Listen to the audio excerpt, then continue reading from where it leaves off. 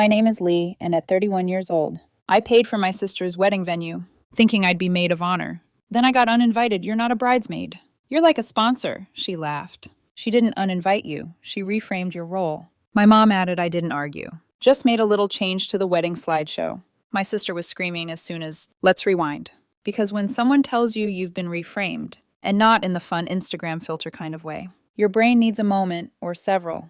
It started the way all emotional car crashes do, with good intentions, and a deeply regrettable group chat. The wedding planning had been in full chaos mode for about 6 months, and idiot that I am, had offered to help. I love my sister, I told myself. Family sticks together, I told myself. Plus, I have event planning experience and a mild addiction to spreadsheets. What could possibly go wrong? A lot, apparently. My sister Brielle is 3 years younger than me and somehow believes this gives her seniority. I'm 31, she's 28, and she has the ego of a Roman emperor and the conflict resolution skills of a seagull, fighting over a French fry. But still, I thought this wedding might bring us closer, or at the very least, prove once and for all that I was the reliable one, the one who could show up, keep the budget intact and not scream at a caterer over the spiritual significance of salmon versus duck. I paid the deposit on the venue because she forgot her wallet at the viewing, and then somehow forgot it. For 3 weeks straight, I handled the contracts, the vendor emails, the slideshow, the digital invites, and the playlist. I even lent her my own wedding planner template, color-coded tabs and everything, which she promptly renamed Chaos Spreadsheet Master. Final, use this one. It was exhausting but sort of gratifying, until one Tuesday morning I got a text that said, hey, quick update. We've made a few changes to the wedding party. Simplifying a bit, hope that's cool. Naturally, I assumed this meant someone had dropped out, or gotten food poisoning, maybe her friend Juliet, the one who called monogamy a colonial construct, had bailed again, but no. An hour later, I got a call from Brielle herself. She was chipper, in that way that immediately makes you suspicious. So don't freak out, she said, which of course is code for, I've already done something terrible, and need you to emotionally parent me through the consequences. I braced myself, okay. We've decided to streamline the bridal party a bit, make it more intimate, US corporate. I read this article about emotional minimalism. Emotional minimalism, right? And by streamline, I asked, you mean we're keeping it just close friends? People who vibe, you know. It's not personal, she said. Not personal. Like someone explaining a layoff at a cookie factory. I was a redundancy. An emotional spreadsheet cell, she merged with a shrug. I paused, so I'm not your maid of honor anymore. Well, you're not. Not important, she chirped. You're just not in the lineup. But don't worry, you're still our biggest supporter. Like a sponsor like, this was a PBS telephone, and I'd agreed to fund it in exchange for a tote bag. Before I could respond, our mom, Karen, yes, her real name, piped up in the background. I could hear the clink of a spoon stirring tea, and the hum of her default denial setting kicking in. Sweetheart, she didn't uninvite you. Mom said she reframed your role. That's when something in me went very still, not angry. Not tearful, just still. Like the moment before an earthquake, when everything holds its breath. I didn't argue, I didn't even sigh. I just said okay and hung up. Then I turned to my laptop, opened the wedding folder, and stared at the shared drive. My access hadn't been revoked. Classic Brielle. Always forgetting the boring functional parts. The slideshow file was still there, the one I'd been building for weeks, with music. Cues and transitions timed down to the second. It was supposed to be a surprise, something she'd asked me to handle with creative vision, which translated from Brielle speak, meant do everything and let me take the credit. The ceremony and reception were scheduled for Saturday. I wouldn't be attending. That had been made abundantly clear, but the whole thing was being streamed for Grandma Allie, who couldn't travel. My mom had said you can watch from home if you want. We'll wave to you generous. So I watched from the couch in sweatpants, hair in a bun, popcorn in one hand, laptop in the other, like a very petty, very emotionally wounded version of a sports commentator. I logged into the stream. About 5 minutes before the ceremony started, the venue looked beautiful. My venue, technically the one I'd paid for. Flowers everywhere, string quartet. Gold framed signs that said things like 2 souls. One story cute, if you hadn't seen the group chat, where Brielle referred to her fiancé Miles as a golden retriever in human form. Loyal, but not exactly intellectually gifted. I sipped my drink and waited. The ceremony went smoothly. Vows were exchanged. People cried. My dad even quoted the Notebook, which felt like a violation of basic human dignity. But whatever they kissed. Cameras clicked. Everyone applauded. Then the reception started. There was a brief hiccup with the mic. Brielle barked at a staff member off camera. But then the lights dimmed and the projector came on. Time for the slideshow cue the first few photos. Baby Brielle in a tutu. Brielle and Miles on their first date. Brielle fake laughing at brunch. The guests cooed, my mom wiped a tear. Then she changed I'd left. The music kept the timing. But the next photo wasn't baby Brielle. It was a screenshot, and not just any screenshot. Her words in her font from her phone, saying things she thought no one would ever see. I leaned forward on screen. Her face lit up like a supernova, not from joy, from horror. Bria was screaming, before the second photo finished fading, and I just sat there watching from home with popcorn. It's really what else was I supposed to do? I used to think being the older sibling came with some kind of authority, like you'd get a badge, or at least a laminated certificate that said, firstborn eligible for respect. Spoiler alert, you don't. What you get is responsibility, hand-me-down expectations, and a little sister who weaponizes cuteness, like a trained assassin. Brielle has always been the favorite. I'm not even saying that with bitterness anymore. Just logistically true. She came out blonde and blue-eyed and colicky, in a way that made my parents laugh instead of scream. I came out with opinions. Apparently that was less charming.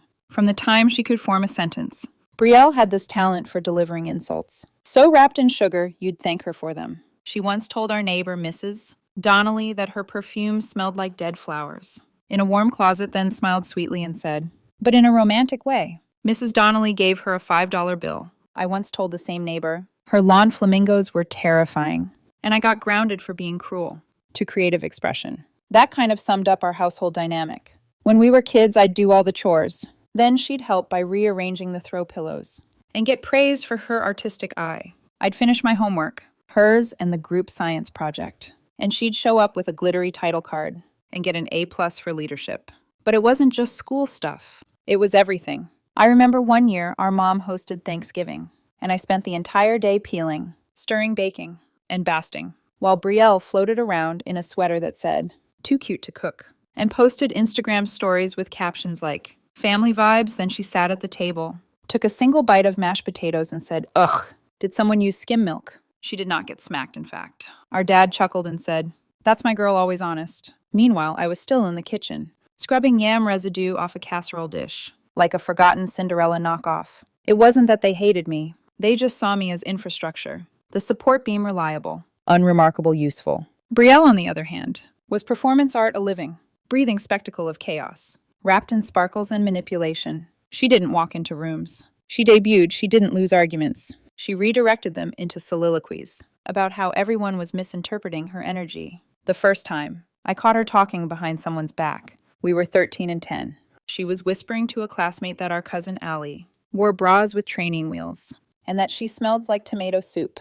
I told Mom because I was still under the impression that tattling on cruelty would result in a moral correction. Instead, my mom sighed and said, don't be such a narc, you're older. Let her figure things out. When Brielle posted a TikTok, roasting her own best friend's laugh, using a sound clip she recorded without her knowing, I told her it was me and she said, you just don't get how Gen Z uses irony. When she ruined my suede boots in college by taking them to a party without asking and spilling jungle juice on them. She shrugged and said they were too beige anyway. I did you a favor, no one made her replace them. When I told our dad she owed me the money, he said she doesn't owe you. It's not a debt, it's just shoes. But it wasn't about the shoes. It never was. It was the way she could do anything, lie, cheat, humiliate people, and still get a pat on the head. I could cough in the wrong tone. And suddenly, I was starting drama. There was a Christmas where I got socks, and a self-help book called Tidy Mind, Tidy Life. Brielle got a personalized luggage set, and a surprise trip to Costa Rica. When I blinked too long, my mom said, don't make that face. You said you wanted practical gifts. I did, but you know what? I didn't say that I wanted a lecture wrapped in tissue paper. They never saw it. Or maybe they saw it and just didn't care. Either way, it wasn't until I moved out and started paying for my own therapy that I realized I wasn't crazy. I was just being gaslit by people who smiled while doing it, and then came the phase. That's what I call the 3-year period, where Brielle couldn't hold a job because she was exploring her purpose. She tried yoga instructing. She tried pottery. She tried intuitive styling, which is where she charged people $75 to say things like, have you tried neutrals? And let's unpack your relationship with cardigans. I, meanwhile, was working a full-time job in operations and paying her phone bill because it's just temporary, because you're stable and she's in transition, because family supports family. Eventually, the asks stopped sounding like requests and started sounding like policies. You'll cover her deposit, right? Can she stay with you for a few weeks? Can you co-sign the loan? She just needs time to find her rhythm. Brielle didn't want to find rhythm. She wanted to dance to a beat that someone else paid for. And I kept paying as some part of me still hoped. I hoped that if I did enough, gave enough, supported enough, they'd finally see me. They'd finally treat me like more than a safety net, in human form. That's why I agreed to help with the wedding. That's why I didn't flinch. When she asked me to front the venue costs until her cashback bonus hit, that's why I put my name on every invoice and stayed up until 2 a.m. tweaking the slideshow transitions because she wanted the kiss photo to line up perfectly. With a chorus drop, I was stupid. I know that now, but back then, it still felt possible. Like maybe if I just got this right. If I could plan the perfect wedding for her. Make it magical Pinterest-worthy. Viral, even. She turned to me and say, I couldn't have done this without you. Instead, she turned to me and said, You're not a bridesmaid, you're like a sponsor. And just like that, the last illusion snapped. It wasn't rage I felt, it wasn't even grief. It was exhaustion. The kind that sinks into your bones and settles there, like cold, because it wasn't just about the wedding. It was about every birthday I'd spent alone, while she hosted intimate dinners with friends. Every vacation she posted about, that I didn't know she took. Every time she used my name as a credit reference, without asking. Every time she mocked me to people I introduced her to. And I still defended her. It was about how she could walk through life, with glitter and entitlement. And I was always stuck cleaning up the confetti. So no, I didn't scream when she uninvited me. I didn't throw a fit or guilt, trip her or write a Facebook status, subtweeting her entire personality. I just opened my laptop, looked at the wedding slideshow, and made a few edits. Not loud ones, not messy ones, just factual ones. Because if they were going to reframe my role, I figured I might as well choose the lighting. The first slide was harmless, sweet even, a slow fade from white into a photo of Brielle and Miles on a hike, back when their relationship was still in its filtered Instagram caption glow era. The music, her favorite acoustic cover of Electric Love, started playing just as planned. People cooed, Grandma Ellie clapped. Someone near the back said, ah, like they just witnessed a puppy yawn. Slide 2. Baby Brielle in a pink tutu chewing on a stuffed duck. Slide 3. Prom night for graduation 5. Brielle posing next to Miles in matching denim jackets, with the caption, My Forever Adventure. All exactly what she expected. Slide 6. A group selfie of Brielle with her bridesmaids at the bachelorette party in Palm Springs. Slide 7. The same photo zoomed in and with a text bubble. That's when the US stopped. The bubble was a screenshot of a message Brielle had sent in a private group chat. One she apparently forgot was synced to her cloud drive. Mallory. Looks like she stole her dress from a clearance bin. At Hobby Lobby Mallory. Maid of honor stage left. Visibly recoiled, I watched from my couch. I hadn't even gotten to the popcorn yet. Slide 8. Another photo from the same weekend. Another quote. Lana needs to stop trying so hard to be funny. It's a wedding, not open mic night. Someone near Lana choked on a sip of champagne. There was a pause, laughter, confusion. No one was quite sure how to react. Then came slide 9. This time it wasn't a photo. It was a screen recording. A slow scroll through text. Brielle had sent to her best friend Kaylin. Honestly, I'm just keeping the lineup cute for the photos. These girls are not it. Can't wait to cut ties after the honeymoon. So much dead weight, I heard someone gasp on the stream. Like actual gasp, audible. Sharp cinematic. The room on screen went quiet. The slideshow kept going. Slide 10. A video Brielle on the phone, lying in bed. Clearly unaware she was being recorded. Miles is sweet, yeah. But like I could have done better. I settled whatever. I just want to ring in some Instagram content before I hit 30. There was no music under that one. Just silence. And the sound of 100 people blinking in unison. Miles sweet. Awkward golden retriever. Miles was sitting at the head table, blinking like he'd just been slapped by a polite ghost. Brielle stood. I could see her lips move, yelling something at the AV team. The slideshow didn't stop. Slide 11. A carousel of screenshots from Instagram DMS. Can't believe we're actually inviting Aunt Linda. She smells like expired butter. I'm only inviting my cousin Claire because she's hot, and I want the guest list to look aspirational. If my sister thinks she's getting a toast, she's delusional, she'll probably cry and make it about her boring little job. That last one got an audible hey from someone off camera. Brielle marched toward the screen, and then the video started. Full volume, crystal clear audio. It was a mashup clips of her from voicemails, TikTok's candid recordings, her calling the wedding planner a discount Pinterest witch, her mocking the officiant's lisp, her referring to the florist as trauma in a peasant blouse. Then came the audio from a voice memo she'd sent to her friend Ivy. It's not like I'm paying for this thing. My sister is footing the bill. He's got like zero boundaries. Honestly, if I fake cry, she'll probably buy the honeymoon too. That was the moment. The moment when every eye turned toward her. Brielle froze mid-step, blinking under the fairy lights. Like a deer on opening night, you could see the calculation happening. Behind her, lashes deny, downplay, distract. She chose Dr. Number 4, deflect. This is a prank, she announced. It's obviously fake. Someone edited this from the couch. I sipped my wine, sure. Brielle deepfakes the real pandemic someone. Miles's aunt, I think, stood up and said, actually. I've seen that text. She sent it to me by accident. Once Brielle turned crimson. You're all being manipulated. She's jealous I wasn't named, but the finger was pointed. Miles stood up. Is that true? He asked. His voice was soft but shaking. You said all that. Brielle's eyes darted, like she was looking for an exit hatch. That didn't exist. You're really going to take a video's word over me? Miles looked down at his plate. The DJ, unsure what to do, quietly turned off the music. You said you settled, he muttered. Before 30, it was a joke, she hissed. You also said I'm a placeholder with decent credit. Yikes, the guests began murmuring. Then came the rustling of fabric, the polite clinks of people gathering their things. Someone at the back said, I'm not staying for cake. Another, did she just call me dead weight? Lana stormed past the camera with her heels in her hand. Mallory walked out crying. Claire, the hot cousin, looked half amused, half disgusted. Then came the cherry on top. A final slide, a spreadsheet. My spreadsheet, every invoice. Every payment labeled, highlighted. Venue, paid by Lee, 6,000 to. Florals, paid by Lee, 1,140. DJ, paid by Lee, sound 200. Slideshow services free. You're welcome, I'd even. Included the breakdown of what she still owed me for. The makeup artist deposit. Her emergency dental cleaning. And the custom neon sign that said the Morgan's He 2024, which I now assumed she'd want returned by the time the screen faded to black. Only the catering team and my parents were. Still in their seats, my mom was frozen. My dad was furiously texting someone. And Brielle. Brielle was standing in the center of the dance floor, holding one heel in her hand, mascara streaking down her cheeks, screaming at a wedding planner, who'd already started packing up the projector. I watched the whole thing from my couch. I didn't cheer, I didn't gloat. I just ate my popcorn.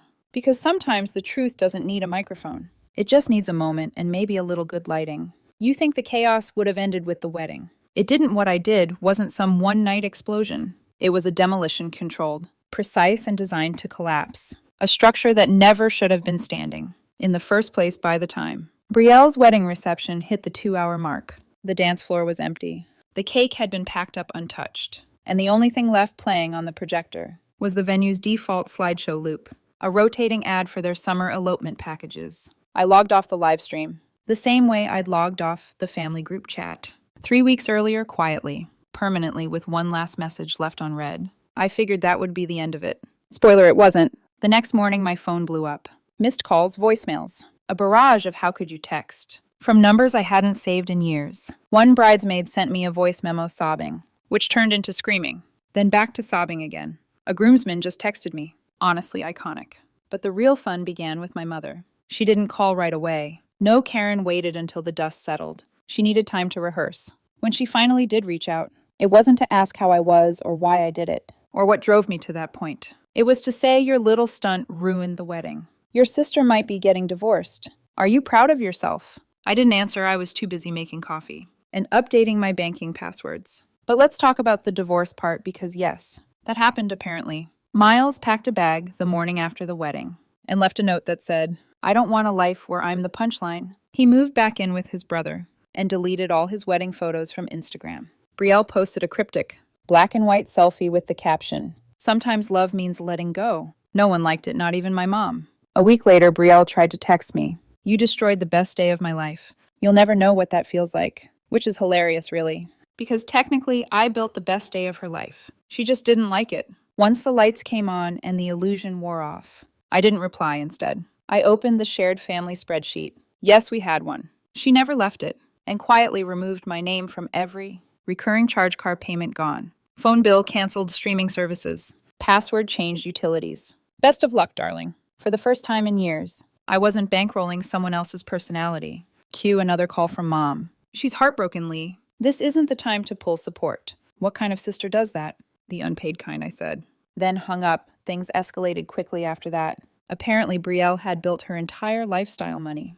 Petey's meal kits, makeup hauls, on the assumption that I'd always be the invisible hand. Swiping the card once, that stopped. Reality hit her like a brick through a glass coffee table. She couldn't afford anymore. She missed rent twice, her landlord called me. I politely suggested he contact the tenant, listed on the lease. She tried crowdfunding her post-wedding reset fund, raised $30. Half of it was from someone named Justice for Miles. Then came the tantrum. He posted a reel unhinged, over-filtered, ranting about betrayal and narcissistic siblings. She even added a piano track underneath, like she was auditioning for her own trauma docuseries. But my favorite part, she ended it by saying, "Some people are just born with black holes where their hearts should be," and then asked for donations. A week later, she moved back in with our parents. And I mean fully moved in bedroom, bathroom ring light and all. They had to unplug the treadmill to make space for her nightstand. That's when my parents really panicked. Because here's the thing. I wasn't just Briella's sponsor. I was theirs too quietly.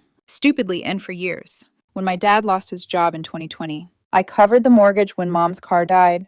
I co-signed the loan. When they forgot about property tax season, I paid the bill not out of obligation, out of hope that maybe one day they'd see me as more than the family intern, with a Venmo account, but after the wedding, I was done hoping. When I told them I was cutting them off financially, my mom gasped like I had announced I'd joined a cult. "You can't just stop helping your family," she said actually. I said I can. I just did. They threatened legal action. They threatened to tell the extended family. I'd manipulated the slideshow. They even said I owed them emotional damages, which was funny considering all the emotional damage I'd been quietly accumulating. Like an unpaid intern in a hostile HR department, eventually. They started calling relatives to try to spin the story. Lee went rogue. She ruined Brielle's wedding out of jealousy. She's mentally unstable. She always had a hard time sharing attention. But here's the thing about modern relatives. They have the internet, and I had the footage unedited, time-stamped with receipts literally. By the time I sent out the Dropbox link titled,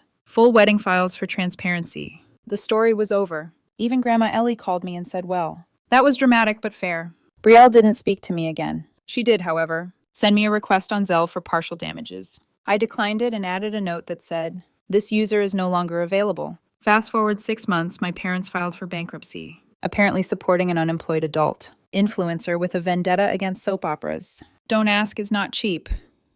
Brielle started a podcast. She called it The Reframe. You can't make this up. She has 13 subscribers and 3 one-star reviews. All from bridesmaids, meanwhile. Moved to a new apartment top floor. No roommates, no surprises. I started freelancing full-time. Built my own consulting business. One of my clients found me through a tweet that said, "Whoever made that wedding slideshow is my personal hero." I printed that and hung it over my desk. And my favorite part, peace. Not forgiveness, not reunion. Not closure, just peace. The kind that sits in your chest, like a warm mug of coffee. The kind that doesn't need to be announced or justified. The kind that doesn't come with screaming. Or spreadsheets, just silence and choice. And the knowledge that, when people show you what you mean to them, you can believe them and then you can leave anyway. That's the story. Did I go too far or not far enough? Let me know in the comments. I'm genuinely curious where the moral line is these days. And if I crossed it in heels. Or just danced near it with a slideshow remote. In hand, oh. And if you've ever been the family sponsor yourself, feel free to hit that subscribe button. I promise no slideshow required.